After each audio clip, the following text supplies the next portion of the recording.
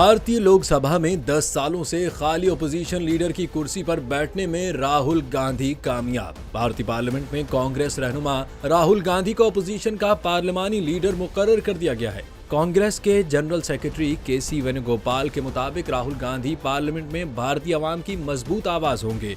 भारत में position leader को काबीना के रुकन का दर्जा हासिल होता है। इसके अलावा position leader chief election commissioners और सीबीआई डायरेक्टर को मुंतखब करने वाले पैनल में भी शामिल होता है। भारतीय लोकसभा में पार्लिमानी लीडर का ओहदा गुज़िश्ता 10 सालों से इसलिए खाली था क्योंकि अपोजिशन लीडर का ओहदा हासिल करने के लिए ऐवान की कुल नशिस्तों का 10% यानी 54 नशिस्तें हासिल करनी जरूरी हैं। लेकिन गुज़िश्ता 10 सालों से अपोजिशन की कोई जमात इतनी नशिस्तें हासिल नहीं कर सकी थी।